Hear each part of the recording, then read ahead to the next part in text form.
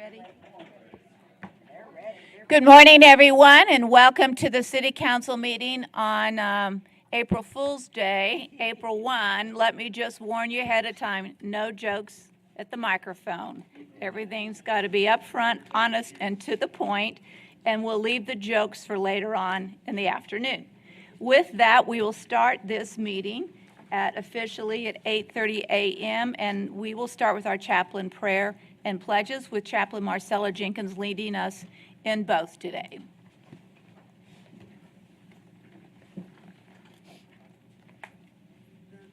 Good morning. Another day, another journey. Praise God. Will you bow your head as I pray? Dear wise and loving Father, I want to thank you for many abundant blessings. Thank you for its life itself, for the measure of health we need to fulfill our callings, for substance and for friendship. Thank you for the ability to be involved in useful work and for the honor of bearing appropriate responsibilities. Thank you as well for the freedom to embrace you, and thank you for loving us even so from your boundless and gracious nature. In the scripture, you have said that citizens ought to obey the governing authorities since you have established those very authorities to promote peace and order and justice. Therefore, if I pray for our mayor, the Honorable Bernard Gunner, the various levels of city officials, and in particular for this Assembly Council and for our first responders. I'm asking that you graciously grant them wisdom to govern among the conflicting interests and issues of our times, a sense of welfare and true needs of our people, a keen thirst for justice and righteousness, confidence in what is good and fitting, the ability to work together in harmony, and even when there's an honest disagreement, personal peace in their lives and joy in their task. I pray for the agenda set before them today. Please give them an assurance of what would please you and what would benefit those who live and work in and around our beloved city of San Angelo. And Lord, last but not least, I pray for rain. It is in your most blessed name I pray. Amen. Pledge allegiance to the flag of the United States of America and to the republic for which it stands, one nation, under God, indivisible. Honor the Texas state. Pledge allegiance to thee, Texas, one state, under God, one and indivisible.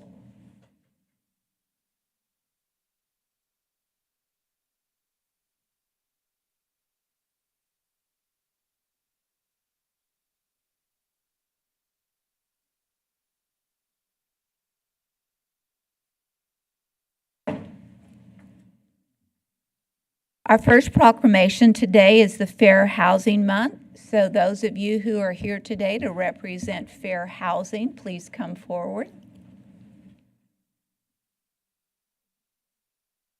It's good to see you, dear.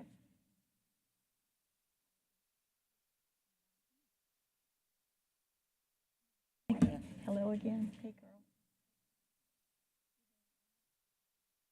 The Fair Housing Act, enacted on April 11, 1968, enshrined into federal law the goal of eliminating racial segregation and ending housing discrimination in the United States. The Fair Housing Act prohibits discrimination in housing based on race, color, religion, sex, familial status, national origin, and disability, and commits recipients of federal funding to affirmatively further fair housing in their communities. The San Angelo Association of Realtors is committed to the mission and intent of Congress to provide fair and equal housing opportunities for all. And our social fabric, the economy, health, and environment are strengthened in diverse, inclusive communities. More than 50 years after the passage of the Fair Housing Act, discrimination persists, and many communities remain segregated, and acts of housing discrimination and barriers to equal housing opportunity are repugnant to a common sense of decency and fairness. Therefore, I, Brenda Gunter, Mayor of the City of San Angelo, Texas, on behalf of the City Council, do hereby proclaim the month of April 2025 as Fair Housing Month in San Angelo, Texas, as an inclusive community committed to fair housing and to promoting appropriate activities by private and public entities to provide and advocate for equal housing opportunities for all residents and prospective residents of San Angelo, Texas.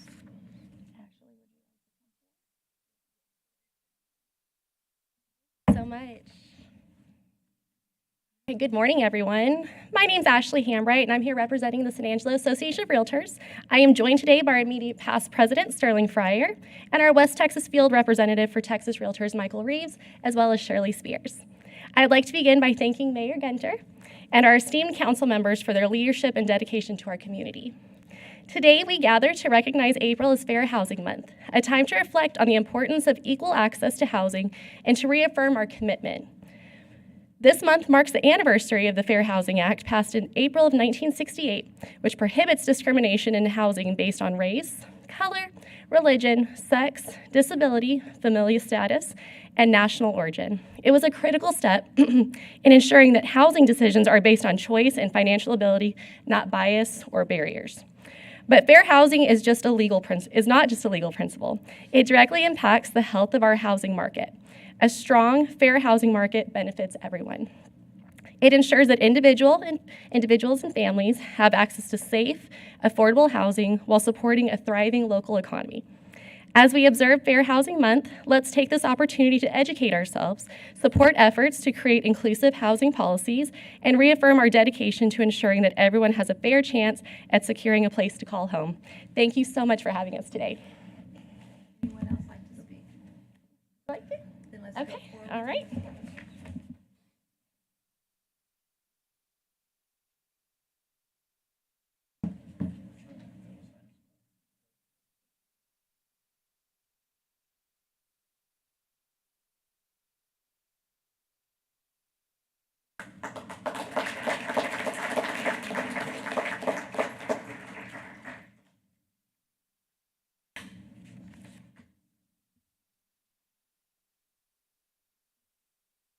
Our next proclamation is Month of the Military Child, and I know we have individuals in the audience today to receive this proclamation, so please come forward.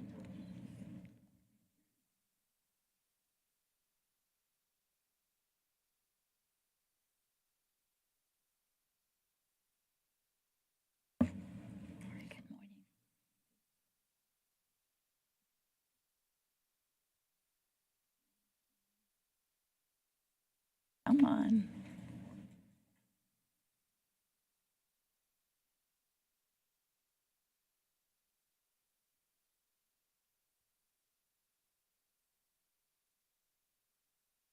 Since 1986, the Department of Defense has recognized military children during the month of April.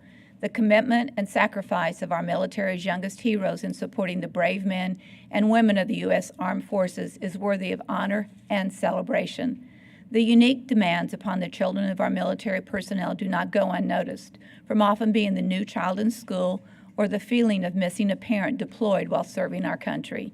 Here in San Angelo, we are blessed to have Goodfellow Air Force Base. Strong military families that call our community home add so much to our West Texas community. Today, and for the month of April, we will make a special effort to lift up our military families and to salute them and the contribution and resilience of our military children. As part of this salute, San Angelo ISD is partnering with the City of San Angelo to honor our military families and children. The city and SAISD invite our San Angelo community to join in our salute and gratitude. Therefore, I, Brenda Gunter, Mayor of the City of San Angelo, Texas, on behalf of the City Council, and together with San Angelo Independent School District administrators, principals, educators, staff, and students, do hereby proudly proclaim the month of April as Month of the Military Child, and urge all the citizens of San Angelo to acknowledge the occasion of this month in honor and recognition of the outstanding strength of our military children and families, and in gratitude of their sacrifice. Who would like to receive this?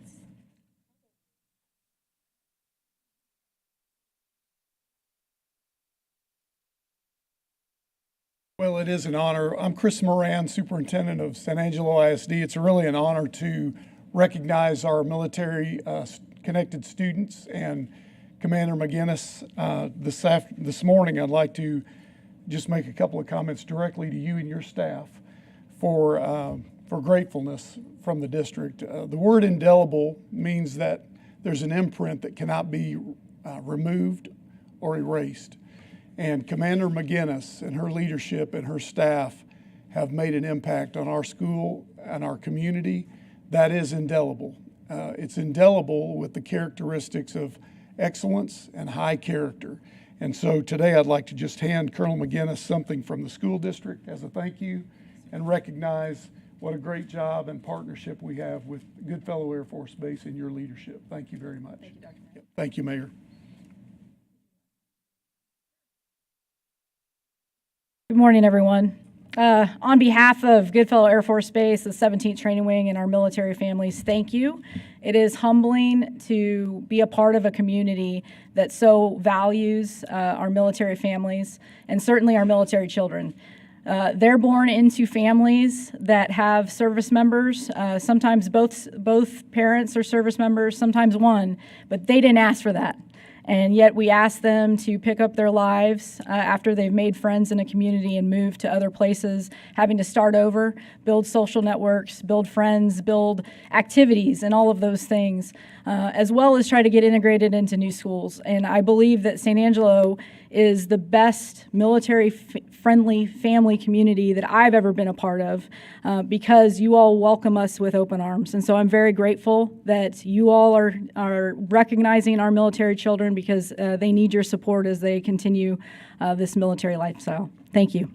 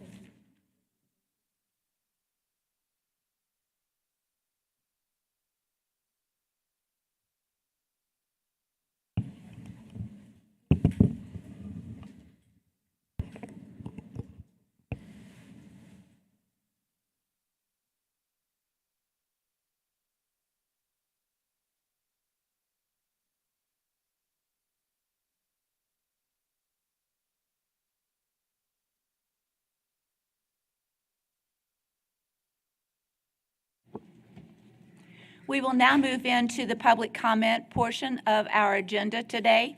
Members of the public may raise issues or concerns not listed on the regular agenda during this time. To participate, please sign in with the city clerk prior to the beginning of the meeting. Speakers will be called in the order they signed in. When speaking, citizens must speak from the podium, address all comments to the dais, begin by stating your name and address to single-member district number, and limit their remarks to 3 minutes or less. Heather, do we have anyone who signed up for public comment? None this morning. All right, we will move on to those. Yes, sir. Would any member of the city council like to make any public comment at this point? All right, just to remind everyone, tonight at 6 o'clock at the Museum of Fine Arts, there will be the meeting to continue the discussion on the Cultural Arts District. With that, we'll move into the consent agenda. We will start by asking each council member if there's an item they would like to have pulled. Larry? B as in boy? D as in dog. Karen? No, ma'am. Lucy? No, ma'am. Harry? No, ma'am. Tom? Tommy? All right, may I have a motion for approval of all items except for D, please? So moved by Harry. second by Tommy. Public comment concerning any of the items on the consent agenda? None. With none, we'll take a vote. All those in favor, say aye. Aye. Consent agenda has passed except for item D, and item D is consider awarding sole source purchase of 2 Zodiac, Texas Task Force rescue boat packages from Triad Marine and Industrial Supply for the amount of $63,753 and authorizing the city manager to negotiate and execute all related documents. Would you have a question for? Yes, ma'am. I believe this is a critical element for the fire department, but I'd like Chief Brody to explain its importance. And oh yeah, you can throw a few of your heroes' names out there too. Yes, sir. Thank you. So the tail end of last year, we did a needs assessment and risk assessment of San Angelo, and we determined a couple gaps in the service delivery model. And one of those gaps was a water rescue team. And creating a water rescue team is no easy lift. Number one, we need equipment, and we also need trained personnel to operate that equipment. So the events on September 3rd last year, that Swift Water Rescue event, where our rescue team pulled those 7 individuals out of that tree, really opened our eyes, and the fact that we got lucky is, to be frank, we got lucky. We needed a rescue boat. It would have made that operation a lot safer, and then it would have also made it a lot faster. So we created a task force to analyze what we needed to create this team, and of course, one of the first big ticket items and the first need was rescue boats. We need trained personnel. Currently, our entire department is trained to the operations level, and in order to serve on a rescue boat team, you need to be technician level certified. We do have a handful of guys that are technician level trained, so we need to step that up to our entire team being technician level certified. And then furthermore, in order to operate a boat, you have to have a boat operator's license, a rescue boat operator's license. So this task force analyzed different boats, different models, and determined that this Zodiac is going to meet the needs best for this team, meaning that not only can we back it into the water if we have access, with a low line, a gentle slope to get it put into the water, but our team can also manually pick it up and set it into the water, which increases the deployability of that unit. And you can't just operate one task boat. They have to run in unison. You have to have 2 of them together. So one primary rescue boat and one backup. So we looked at several different models out there, and we settled on the Zodiac style just for the ease of deployability and the maneuverability in the water. And then we looked across the state of Texas. We looked across the nation, and Texas Task Force 1 is the gold standard for rescue operations in the state of Texas. Well, this individual vendor was able to produce a Texas Task Force 1 edition boat that Texas Task Force 1 actually uses. So they were our leading vendor. I did find another outfit out of California. They do not build to the Texas Task Force standards, and then also shipping it here was unreasonable, and driving to go pick them up was also unreasonable. The benefit of getting a Texas Task Force edition, we are very active in the TIFMAS world, as y'all know, and there are certain standards that TIFMAS and Texas Task Force 1 mandate for you to be deployable. And I wanted to make sure that on the front end that we purchase a piece of equipment that not only we can use locally here, but we can also have the ability to deploy out in the Texas community to possibly generate revenue to reimburse the cost of these boats. An important key to these 2 boats is that there's no local dollars. $0 out of the general fund is going to pay for these boats. This is money from the TIFMAS program to pay for them 100%. And we've received several donations from our community, and I've ear tagged those donations for the specialized training for this program also. And again, Mr. Miller, you mentioned, feel free to throw in a couple of the local heroes. We were all here the day that we honored our rescue team and Texas Forest Service as they received their life-saving award and award of heroism and valor. One of our own, Buddy Lemons, will be awarded the state level Medal of Valor at the Texas Fire Chiefs Association in 2 weeks from now. So pretty proud of that. Any other questions on that, sir? Okay. Thank you very Any much. other questions or comments from council for Chief Brody? I thought Thank this you. was an April Fool's joke. Nothing. Thank you. May I have a motion for approval of item D? Larry? Is there a second? Second by Lucy. Any public comment concerning this item? None. Then we will take a vote. All those in favor say aye. Aye. Motion passes 7-0. That completes the agenda for consent, and we will now move into our regular agenda. Comments regarding items on the regular agenda may be made by the public when each item is discussed as outlined above. To participate, please sign in with the city clerk prior to the beginning of the meeting. Speakers will be called in the order they signed in. Comments are limited to less than 3 minutes.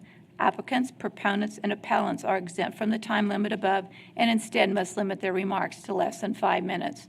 The first item is item A, Keep San Angelo Beautiful's annual report, and today we have, as usual, Executive Director Charlotte Anderson to present. Charlotte? It's good to be with you guys today. Hey, there's a tire underneath this bridge right over here that It's I on think my needs list. picked up. Okay. It's on my list. We do have a cleanup this weekend, so while I'm waiting, do I need to just press forward here?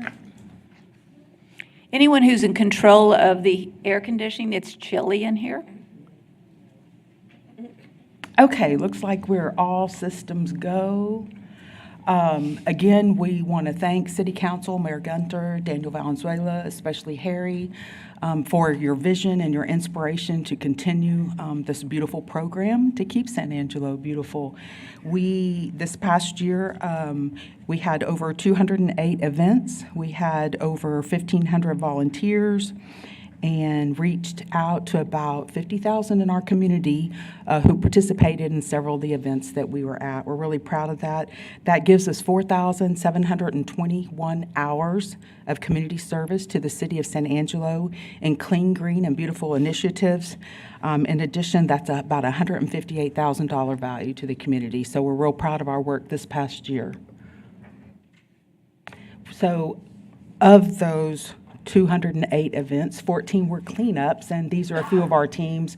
We do recap at the Girl Scout House, and we have our Don't Mess with Texas Trash Off as well as our fall sweep events there. So always very exciting. Again, our Don't Mess with Texas Trash Off is this Friday, and it's still not too late to have a team.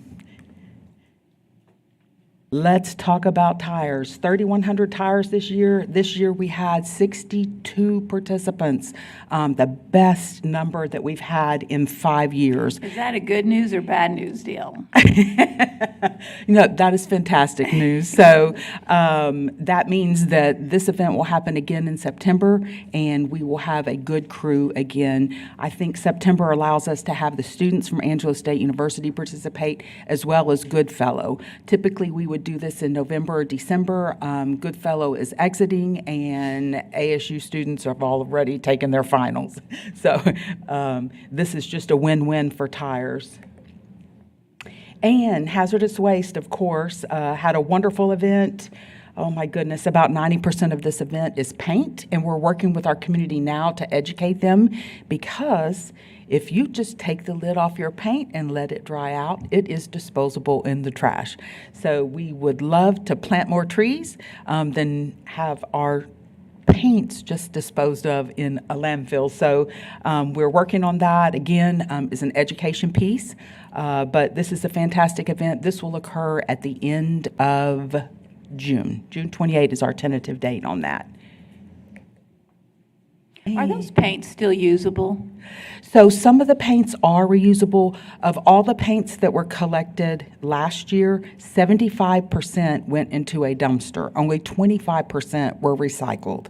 And that is from our provider, Safe Harbors, that comes from San Antonio. So those paints could have either been dried out or the buckets could have been empty. There are a lot of reasons why perhaps they were not recycled at all, but 25% of them were.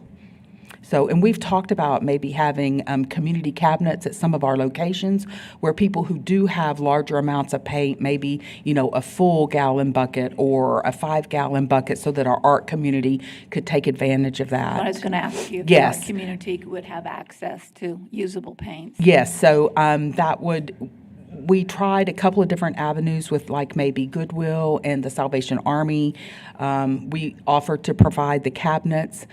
There's liability with that because of the community. So we just haven't found a winning combination, but, that's what committees are for. So I think, a group of people could put their heads together and probably come up with ways to retain and reuse that paint.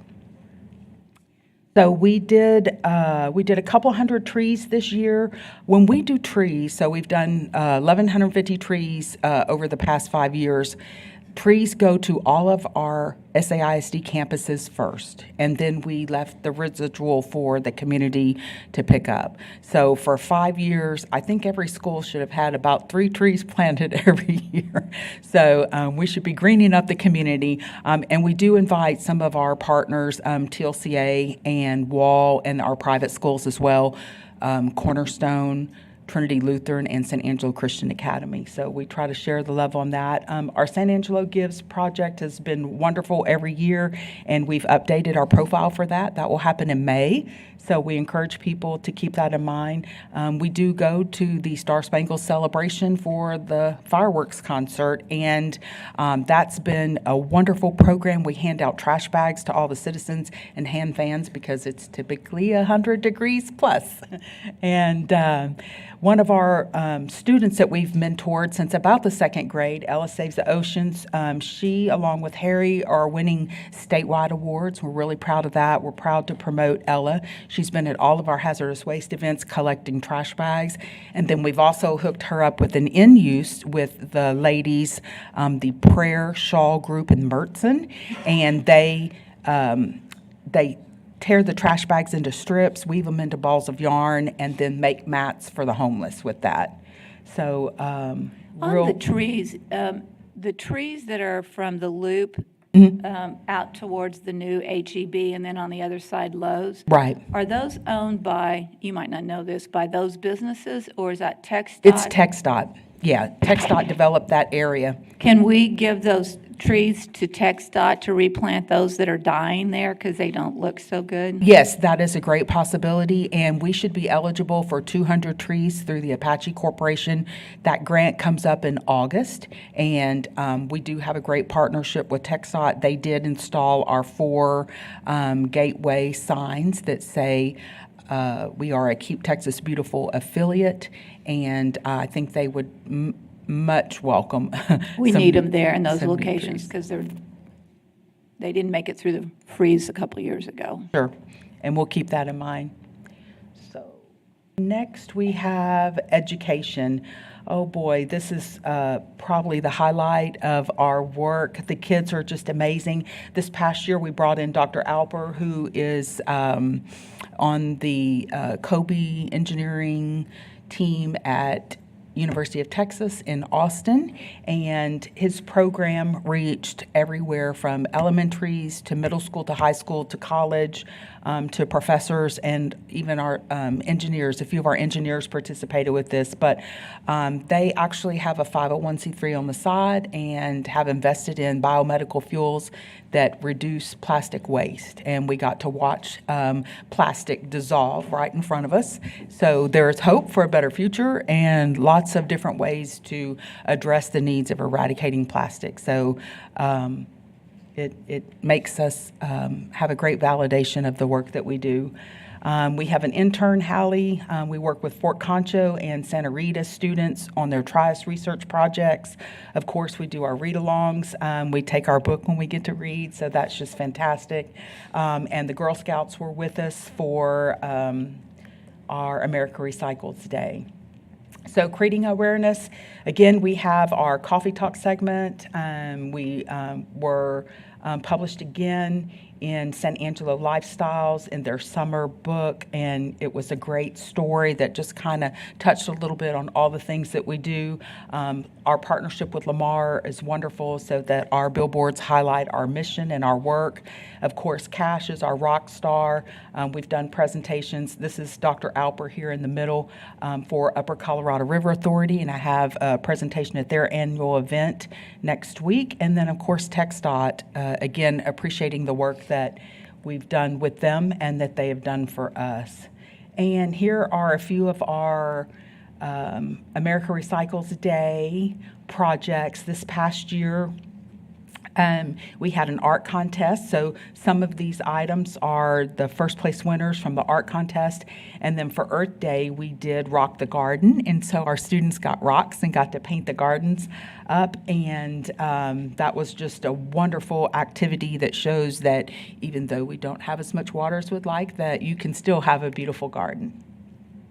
And these are a few highlights over the past 5 years. So again, we're very grateful for our recognition, Mayor Gunter.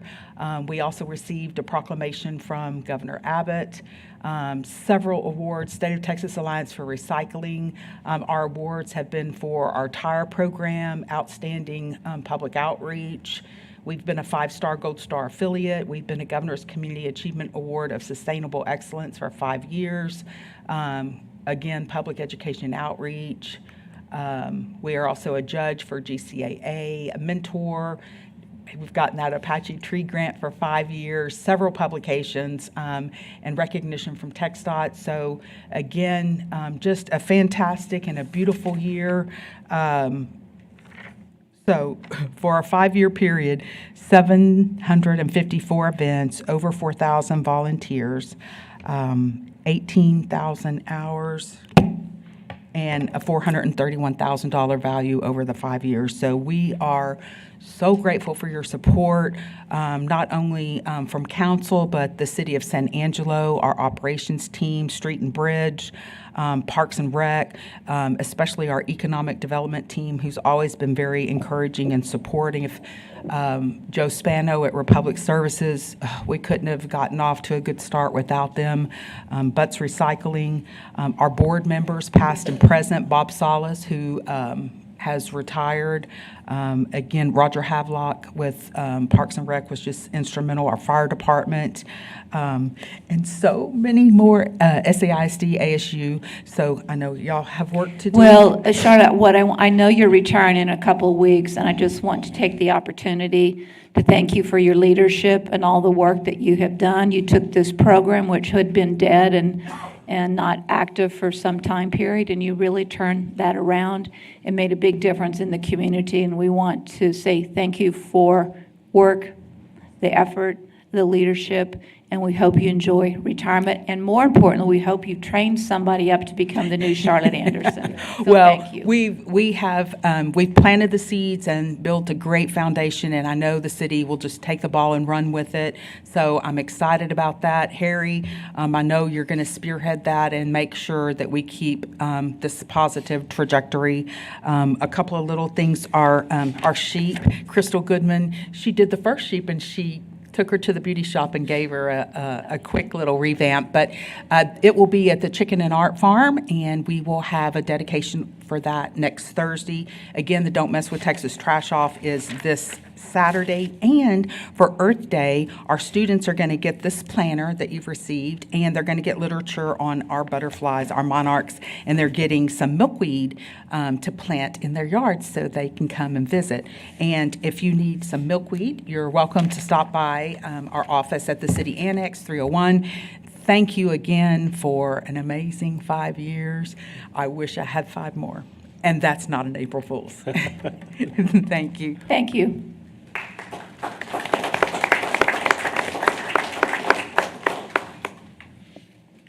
We will now move into item B, which is consider awarding RFBFS-01-25 to Denton and Bradley Metal Solutions Incorporated for the purchase and installation of garage doors in the amount of $361,189, utilizing $170,290 of Fleet Services fund balance and authorizing the city manager to negotiate and approve all related documents. Ryan, you're on.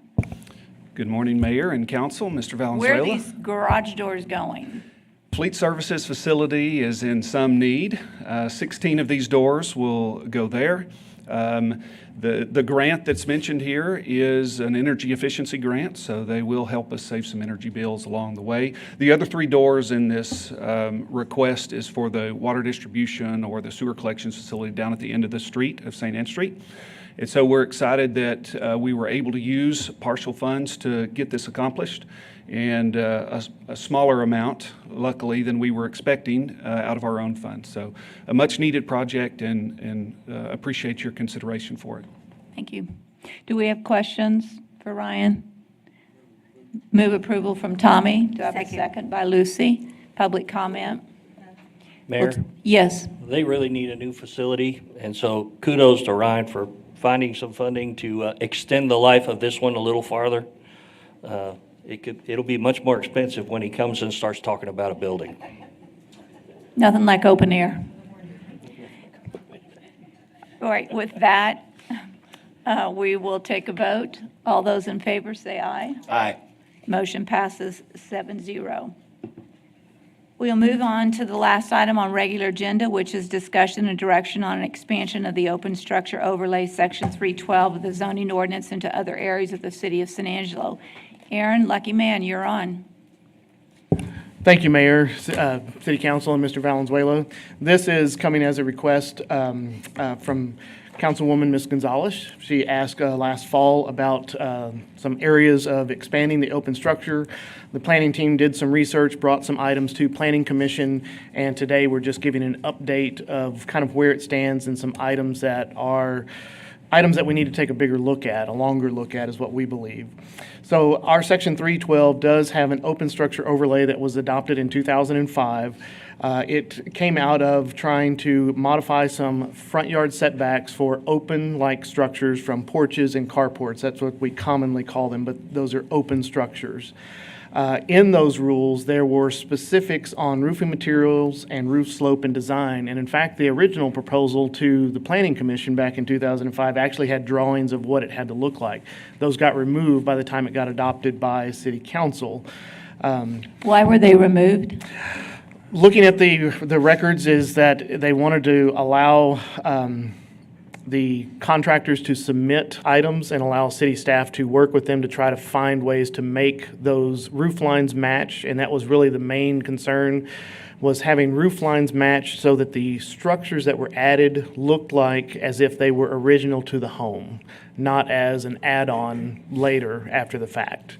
And as all of you know, that costs usually more money to do that than just building a regular flat roof carport or something like that. The original concept was designed for smaller properties that had no garage or a one-car garage, as trying to allow property owners to protect their vehicles. Over time, as we know, that has changed, and I'll give some more information about that. And it came about, really, there were so many variance requests coming through the ZBA, they said we need to write an ordinance to resolve this issue. And so the open structure ordinance was written.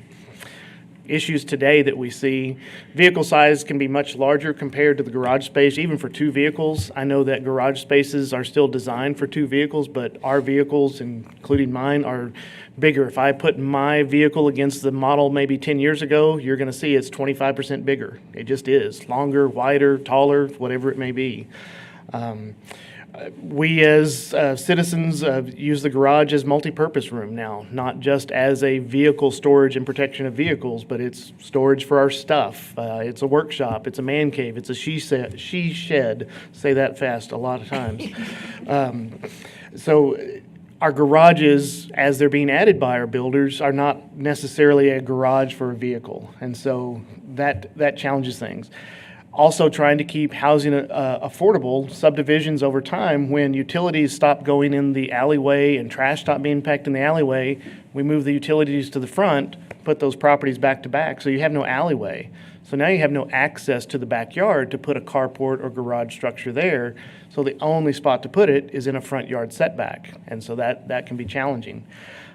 We all know that vehicle values are higher. We know our citizens want to protect those property items. We've had major hailstorms. In fact, my wife and I, every time we've moved, we've always looked for at least a carport or a house with a garage, and that was because of a major hailstorm in Abilene when we lived there. And so we understand from our citizens' perspective, how do you protect things? We also saw that through this open structure that there were some contractors that had the perception that it took a long time to get a permit, so they would just go build it without that. We have not seen that. We've been able to talk to some of those contractors. They're starting to come and get permits. We're trying to work through them and make sure that we have a good set of plans, that we actually have most of those plans already preset if they're doing certain things. So one thing that has come about over the last 5 years is Government Code 3000, which talks about building materials. It essentially says after April 2019, citizens are limited in requiring specific materials if they're already adopted in a standard building code. And we adopt standard building codes here that allow all different types of building materials. So you're thinking, brick, metal, wood, all of those building materials. Well, this law that came into effect basically said that if you're not within an historic district, cultural district, or an architectural importance and significant, or you have a certified CLG per the Texas Historic Commission, and there's some other caveats in there too, but these are the ones that apply to us, you really can't regulate materials. And so in our current open structure overlay, we can. If we were to expand that, I don't believe we would be able to regulate the materials, which means the roof materials could be dissimilar. It means the posts could be dissimilar. It could mean that it does not look like it was originally built with the house. Now, that may be okay for our community, but I think that's a longer discussion than simply saying, let's just expand the area to allow carports. I think we need more thought, more interaction with our neighborhoods to understand if that makes sense. Now, fortunately, the City of San Angelo and city staff back in 1994 did make San Angelo a CLG per the Texas Historic Commission. The challenge is that really only limits to those districts that are design districts, not really an open structure district, which really is not about architecture and design. It's more about an open structure in a front yard setback, which is different. So again, it does kind of challenge us with the materials. And so that's a major, not a concern, but a major point we need to make sure that when we're making those decisions in the future, we may not have design control of what a carport or an open structure looks like compared to the original home. So here's our open structure area right now. Everything in pink, and you can see that's a majority of our older neighborhoods, but not all. You can see all the way just north of Goodfellow on the east side, comes up through the Fort Concho area, goes all the way up to 50th, in fact, kind of through an area there just to the left of Armstrong or Highway 208. Does come over through Angelo Heights area and kind of curves around with Glenna at that area. I put this one with our major thoroughfares. As you guys know, thoroughfares make a difference on how people get to neighborhoods, but that also is in relationship to where our major roads are. And you can see there was some decision-making based on where our major roads were and where the open structure overlay should go at that time in 2005. I'm going to just kind of zoom into a couple of areas. This is the Paulan area. You can see from the large view, you can see where it kind of comes in here just south off of Bell Street, or just to the, the east of Bell Street and north of the Houston Hart Freeway there. You can see the neighborhood that continues to grow off there to the northeast. One thing that we noticed in this neighborhood, as we see from the overhead, you notice there's no alleyways there. And that can be challenging. Now, you see there are some smaller structures in the backyard, some sheds, some swimming pools, but nothing large like a carport. Now, the ones that are on the ends, they might be able to put in a carport from the side yard or something like that, but you really don't see that. This appears to be an alleyway, but it's actually a drainage way over there, so it's really not an alleyway for those homes on that side. As we drive through the neighborhood, we do see vehicles during the middle of the day just in the driveway, which means there's some reason why they're not in the garage. We don't know the exact reason. But this is about 11 o'clock in the morning. And this is just one block, and you can see there's approximately 20 vehicles sitting in the driveways. And so I would assume that most of these folks have a desire to protect their vehicles over time, but they don't have a great way to do that because they don't have alleyway access. To add on could just be simply a metal carport. And you can see this property owner, they had the room to the side of their yard. They didn't have to have design controls because they're outside of the open structure. They're behind the 25-foot setback. Nothing wrong with the metal structure. It serves its purpose. The question is, do we want that look in all of our neighborhoods? Maybe we do, maybe we don't, but I think that's a bigger discussion. Looking at just kind of the Southwest, this is another area that has grown since the 70s and 80s. If you go further southwest across the railroad tracks, this is Southwest right here and Twin Mountain, you start seeing that there's no alleyways here either. Again, that's a development decision to try to keep the cost of homes lower because paving an alleyway costs money and maintaining an alleyway costs money. But then that's at the expense, and potentially this neighborhood may never want carports based on home valuation or based on size of home. But those are also areas that we look at of, well, in 50 years, does somebody want a carport there because they've used their garage for other purposes or other things? And naturally, our Lake Nasworthy, obviously, if you're backed up to the lake, it's hard to get to the back of your property. Some of those properties are bigger than others. Some of them are very, very narrow, and you don't have room, and so the only space is up front if you wanted to put a carport. You can see here on this little stretch of South Concho Drive, there's one that's got a carport there, another one that's got a carport there. One of them received a variance, the other one didn't. But there's some of those properties you can see they just have the minimum 5-foot side yard setback. So getting to the backyard access or putting a carport in the backyard or garage structure in the backyard is not very viable because your vehicle's just not going to make it back there. So when we talk about architectural design that we currently have within our open structure, this is one of the ones that we showed last time. It's very similar to the house. It's painted the same colors. It has the same roof slope and roof materials. But we know this costs a little bit more than these types of structures. And if we were to just extend the open structure overlay, there's nothing that would prevent these types of structures, and they may be okay as we design and start talking to the community for a bigger purpose. But we don't have any design control. It's really just talking about, are these appropriate in the front yard setback? Also, the front slope, I have to work in wood. Unfortunately, I never learned how to weld, so I have to build that structure over there. But we know that one's going to cost a lot more than that structure. They still serve the same purpose of protecting someone's property, private property. Yes, sir. That's at my house right now. Yeah.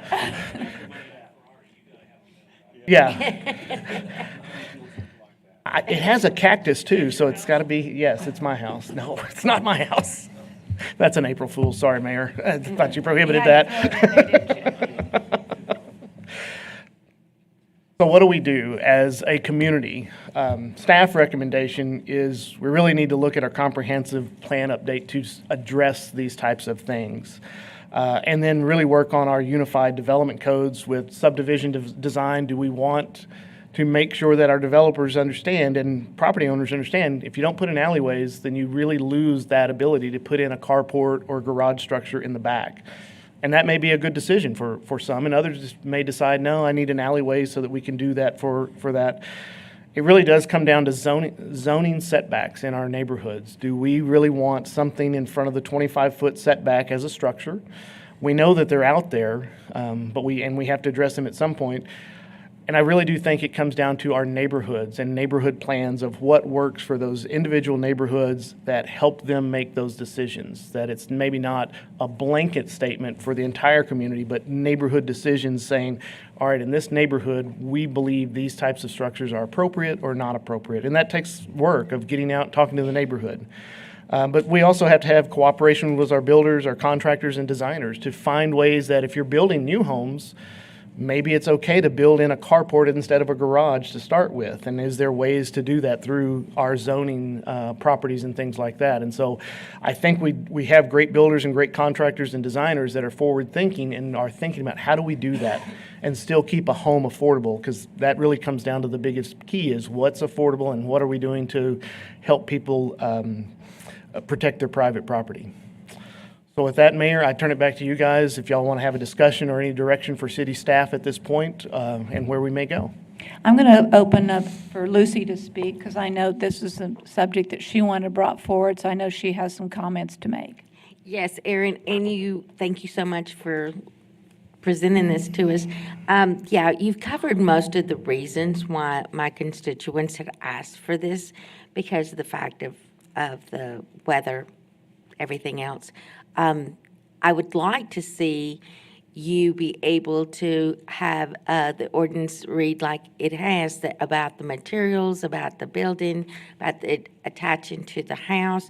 Some of the ones that you showed us that were the cheaper kind and stuff, yes. That's expensive.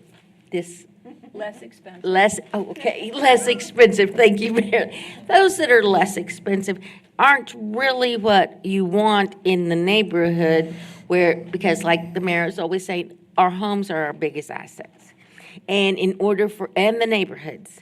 So in order to keep this all together and accommodate everyone, I would think that we would want our homes to continue to look nice, and by making the ordinance to where it does look like it's been built in with a home or whatever would be a great thing to be able to build on. Like I said, in our home in Pauline, we haven't had the people that do have them, like that one that you showed her, that one. That one, like I said, it would have been nicer if it wouldn't have been, especially for the neighborhood is what I'm saying, that if it all would blend in together instead of, somebody's got this, somebody's got that. And that's what I'd like to see out there is the fact that it does go along with a house, and it resembles like, hey, this was built with it. I know it's a big expense for some people, but like I said, in this neighborhood, a lot of these homes have been lived in by those people for 30, 40 years. So if you're willing to invest a little more into your home, I think that this would be the way to go. So I'd like for you to continue working on this and seeing that if we're able to keep those requirements as far as them all coming together. I see this issue as a two-part strategic, because number one, there are people who have purchased homes that have carports already built. They did not realize that the carport was not permitted. There would be nothing on the paperwork that they have that said whether it was permitted or not.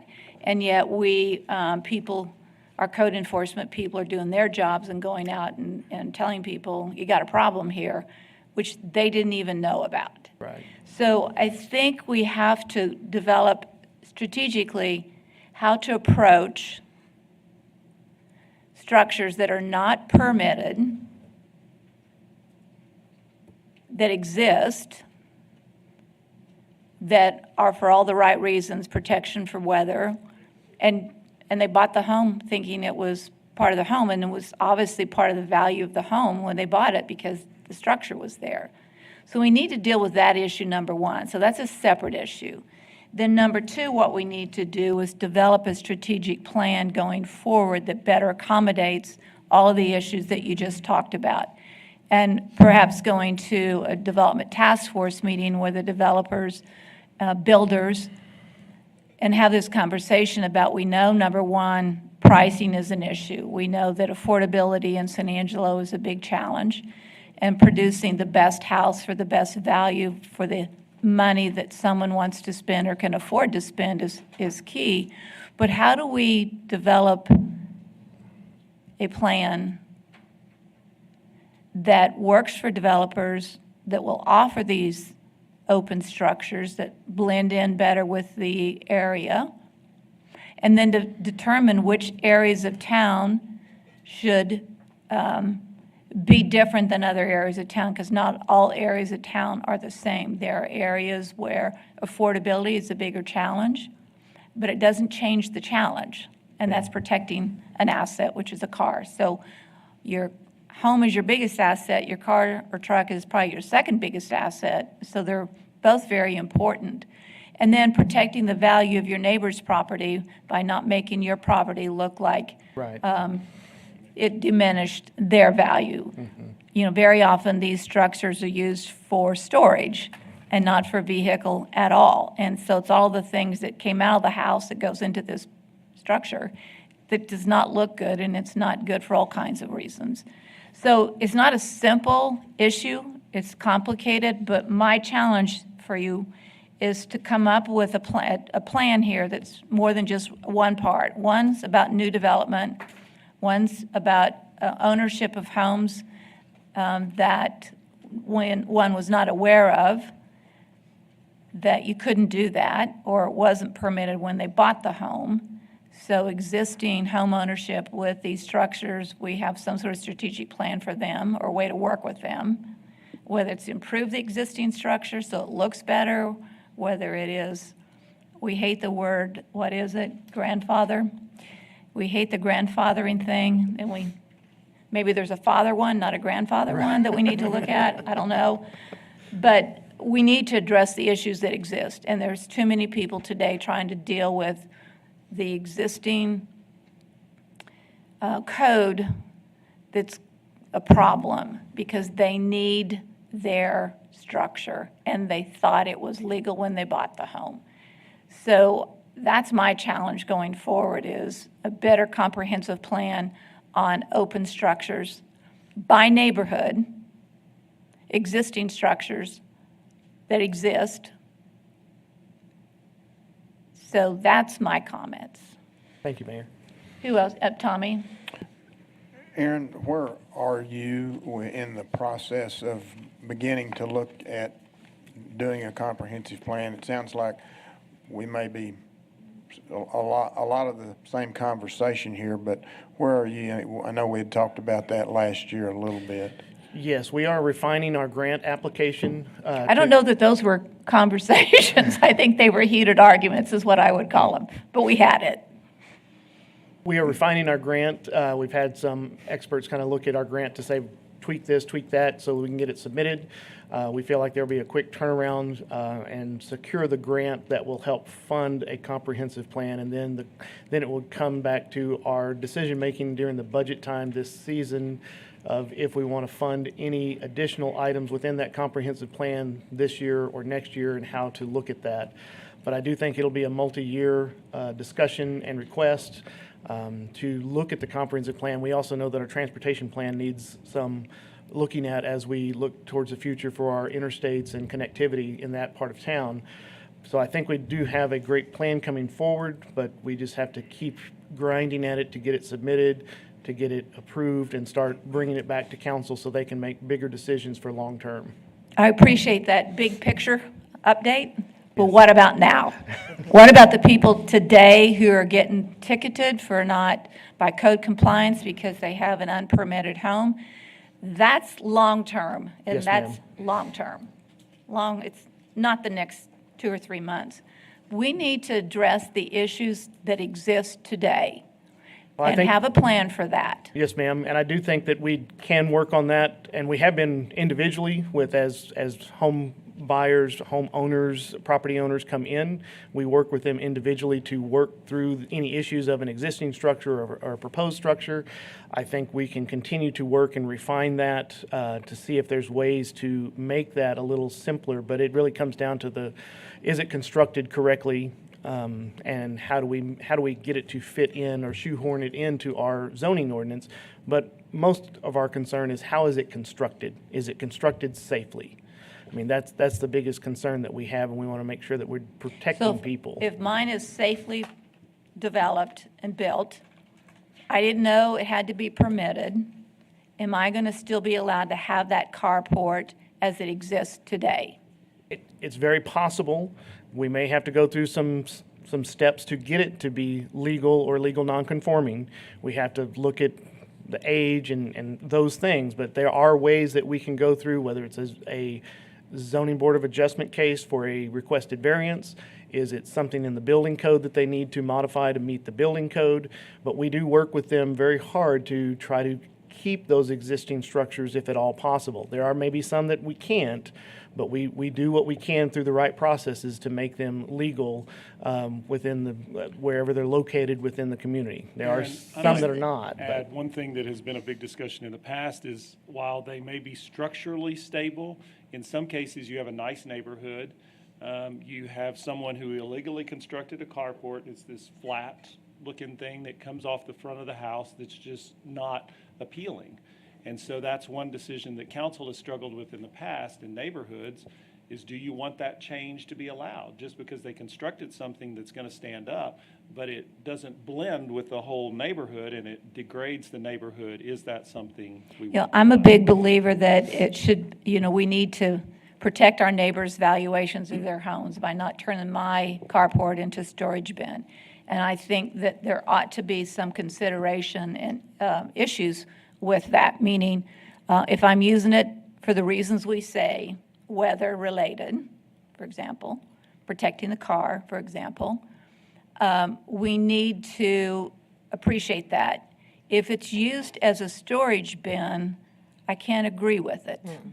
And so I think we need to be as specific as we can in working with people so that it's not a storage bin. And if it's in front of a garage, then the garage is obviously the storage bin. Yeah. And so we need to be, so this is not just so simple, but those are things that exist we need to deal with, and we need to have a strategic reply to those issues. To clarify a little bit on that, and I don't disagree with anything you said, but once the structure is constructed, how they use it, unless they're violating some specific, code issue or something, is very hard to enforce how they use it. So the enforcement later on becomes difficult, depending on what's happening. I know that it is, and I don't know if when you look at the game plan, that there is language that can be put into this that would discourage people from using it as a storage bin. I know that's complicated. It's not easy, it's not black and white. And Larry, would you like to offer some comments, please? Yeah, Aaron and I have had this conversation, and it's really an outlier here, but I think it's something that should be considered in the course of this. In my district, there's one building in a backyard that is 700 square feet and not quite the height of this room. I just think it's a terrible thing to create something like that in your backyard so that your neighbors, the value of their house diminishes significantly because of that. I'd like to see some change in that so that, oh, by the way, this isn't a garage. It's not an RV storage area. The largest door in it is probably a 36-inch door. I suspect there's a business going on in there or whatever. But that's a terrible thing to have. Aaron was telling me you can have 40% of your backyard. Is that correct? Well, you can have 40% coverage of your property lot. If you're in RS1 zoning district, you can have up to 50% of your structure. So if you've got a 2,000 square foot house, you could have a 1,000 square foot accessory structure in your yard, and as long as you're not going over the 40% coverage of your entire yard. I would ask my fellow council members to imagine their yard with 50% of it covered by some kind of a tin storage area or other building. I think it's atrocious. And I think you're right, and I think that's another part of the strategic plan. It's not just in the front, but it's also in the back, and that perhaps needs to be looked at. Because we know these portable buildings are lots of places. Yeah. Whether we like them or not, it's legal. So there's not much you can do about it right now based off of the language that you just quoted. Yes, ma'am. So in an effort, perhaps in this comprehensive plan that's 2 or 3 years out, that you could deal with it, but many structures will be built during that time period. And so, number one, let's deal with what's in hand and in front of us today, and that's carports, open structures in the front, and then the next generation of that is obviously backyards. Does that work? I just have one quick You question. go, you got it. Okay, Aaron, so tell me, how long is it going to be till you're able to give the constituents a permit if they're willing or wanting to build a carport in the area that is not permitted yet, Well, like in the plan area? so if, I go back to one of the images. So say one of these properties here, they wanted to put a carport there. Currently, they would not be allowed unless they went to the zoning board of adjustment for a variance request to build within the 25-foot front yard setback. But see, they all have garages, so I'm not even Right. sure what that, showing that picture has anything to do with this. They have garages, so why would you even have a carport? And so, to the mayor's point, that property owner would have to prove they have a hardship to build in front of that 25-foot setback. The city staff would probably oppose that decision. Now, that's up to the ZBA to make that decision. If they grant a variance, then they could build any type of carport. We would not have the ability to say they have to build it a certain way because this area is not under an open structure overlay. And even if we were to extend it here, we believe we do not have the ability to require certain materials or certain architectural style. And so they could put any type of carport there, whether it was fabric covered, metal covered, however they chose to The make one. blue tarp coverage, Yes, ma'am. that one? And that's our concern because one of our primary focuses as a zoning ordinance is to protect property values for all, not just for one. And how do we do that so that we have equitable rules for all? And so I would say in the Pauline area, if you don't have access to put your carport in the backyard, if you're in front of the 25-foot setback, it will be very difficult to get one placed there. Now, Well, because the they have question is, garages, I mean, they do have garages. The question is there one already existing? We haven't found any in that area that's existing that's in the 25-foot. We're also not actively looking for those either. We are a complaint-based type of community that if there's a complaint-based, we will have somebody go out and take a look. But through our research in that area, we did not find any right now. Now, I think there's a desire by people, but I don't think, as to the mayor's point, we don't have a quick answer for that. What we're trying to figure out is do some answers for those existing structures, and how do we put together a uniform plan for our community for areas that if they wanted to add carports in the future. well, I would think that it could almost be somewhat of a black and white conversation, meaning if an existing garage, if the property already has an existing garage, carports would not be approved. Because that basically means it's storage. I mean, Not that, necessarily. well, maybe not, but I think, but Not then, when you have 4 cars and one of them is in the garage, the motorcycle's in the garage, and then you got 2 cars right outside. It's not storage. Well, we've got the toolbox and Yeah. stuff. But the fact remains is that nowadays, really, more people have more cars, especially if you've got teenagers and stuff. So, the problem is that whenever this weather comes and the hail damage, and you just got through fixing your car from the last I hail haven't damage, yet. Here we go. So, and not only that, but you've got birds in the trees that constantly, do their business on your car. So we've got a lot of reasons why they want these carports. But like I said, if we can have them to where they look like they're blending in with the home and they make the home even look nicer. that's a tough one. Yeah, Daniel. I was going to say, Lucy, that the issue there, of course, merely expanding the boundaries really gives us no control over what material they'll be using at that point. So we do understand that there's a need, to protect cars from hailstorms or what have you. But again, merely expanding the boundary will be problematic for us because we'd have no control at that point. If a neighbor wants to build it, however they want to build it, as long as it's within the size and the structure and the requirements, they can build it with whatever they want. I And- hate to say this, but they could open up the back of the garage. You could drive all the way through and put it in an open structure in the backyard. Why are you giving ideas, Mayor? I know, I'm like, shouldn't put that out there, but I don't know about that because then it would go right through my living room. just saying. Anyway, there's a, yes, Larry, please. Could you go to that picture with the houses with the garages on the front? I'm asking folks to presuppose that there are no garages on that, and one individual asks for permission to build a carport, and he has to go through the review board and so on. Okay, I assume that he's also asked, the neighbors are asked whether they're happy with this. Is that correct? Yes, if they go Okay. for a variance request in front of the ZBA, there is notification sent out to the 200-foot notice area Okay, around that what about the property. subsequent owners who would like to do likewise? Do they have to also send it in for a variance?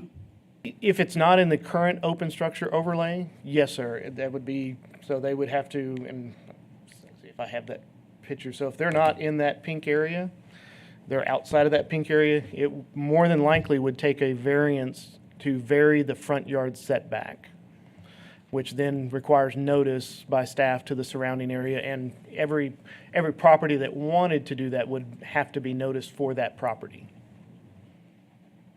Does that make Forever? sense? Huh? I mean, if you've got 80% of the neighborhood, it's already filled up with these things, Well, and they're still asking for variances, it seems, I agree, and I think that's where we need to go back to that comprehensive approach. Our zoning ordinance is from 2000. Our current comprehensive plan is from 2003.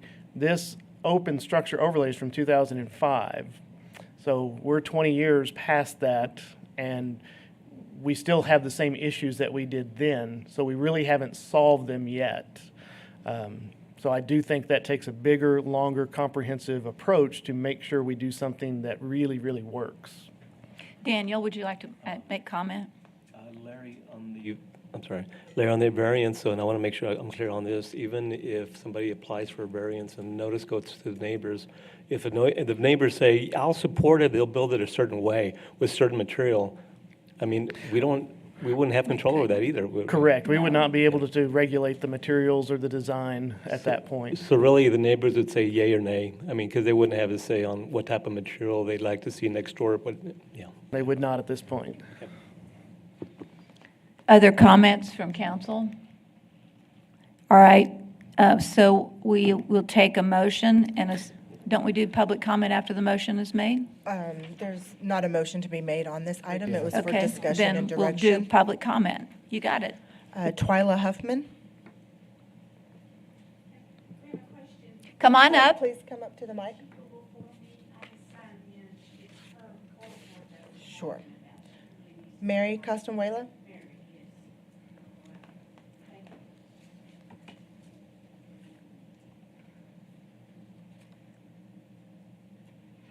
My name is Mary Castañola. Would you pull that microphone down a bit for us? Thank you. My name is Mary Castañuela, and I live at 3642 Old Post Circle. I am here today to address the city violation 5294 we received for having a metal carport without a permit. We purchased this property with a carport already in place in 2021. At this time, we did not know that there was not a permit at the time they built it. The carport is an open one without obstructing any view and is 16 feet away from the street. According to the appraisal office, this carport was built in the year 2003, making it 22 years old. I come to you today asking you to please consider allowing us to keep this carport, as we are senior citizens living on a fixed monthly income, and it would be a big financial burden for us to have it removed. Plus, this is the only way to keep our automobiles protected from the weather, as the car garage at this property had been enclosed the previous year. The owner that had it built is now deceased, but the daughter that sold the property to us now informs us that her father had been grandfathered to have this carport built, and states that the city had issued him a letter stating this, but sadly, after 22 years, she has no idea what happened to it. Two of my neighbors at the time were living in the neighborhood when the carport was built, say that all the surrounding neighbors were sent letters asking if anyone opposed the building of this carport. They stated they didn't oppose, and shortly after the carport was put up. One of these neighbors is here today to testify to this.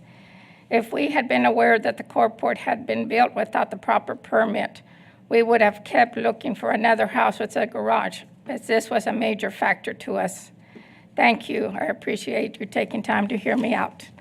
I have a picture of the carport. I only brought one. You want to give it to Rick? Okay. Spoken with the planning department about this case. So is there someone from the city staff dealing with you? I went to the city office and I spoke Okay. to the Well, staff. Well, I'll meet with you out and I'll get your name and information. It's a separate matter from today, but we can take that and make sure they're working with you. So before you leave, I'll come back there. Uh-huh.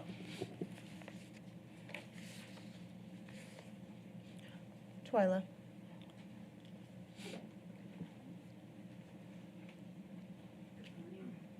My name is Twyla Huffman, and my husband and I live at 3637. Speak into the microphone, please. My name is Twyla Huffman, and my husband and I live at 3637 Old Post Circle, just across the street from the carport on Sam and Mary's property, and have lived there for over 30 years.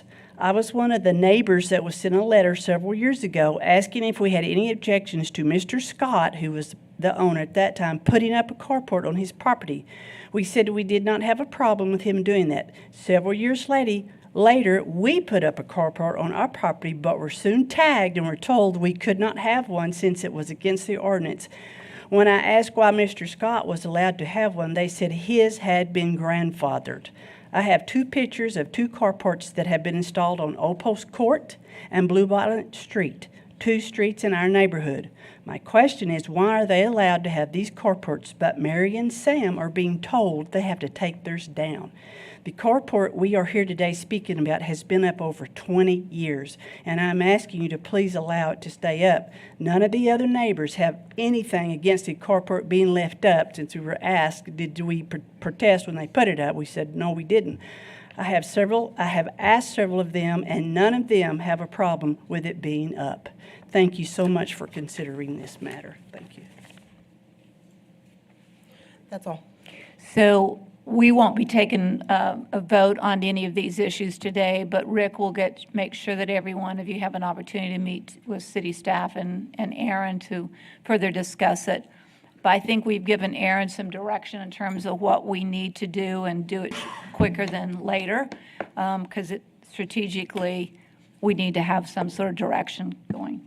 All right, with that, we will go into a closed session, the executive session of the provision of Government Code Title V, Open Government Ethics, Subtitle A, Open Government, Chapter 551, Open Meetings, Subchapter D, exceptions to requirement that meetings be open under the following sections. A, Section 551.071, consultation with attorney about landowner requests for removal from the extraterritorial jurisdiction and procedures. We will come back when we're through with the discussion.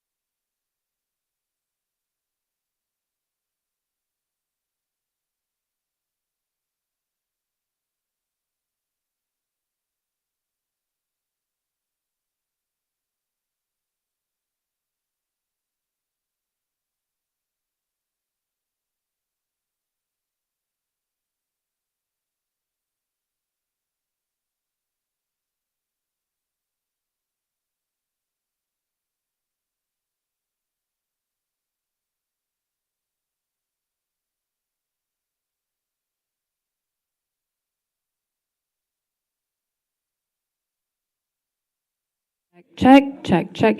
Everyone, we're going to have executive session in the council chambers. So if you are not on city council, if you could vacate the room, please, temporarily. Thank you.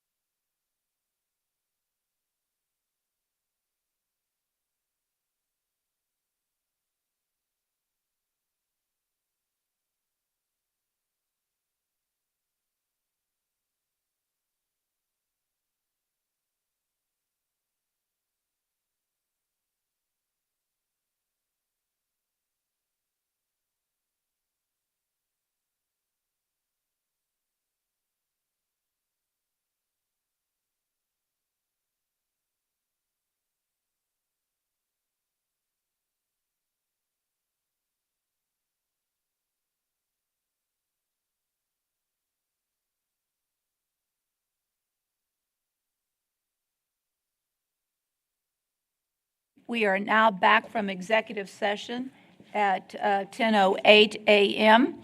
There were no items to announce or considerations or decisions that were made during executive session, so we will move on to announcements and consideration of future agenda items.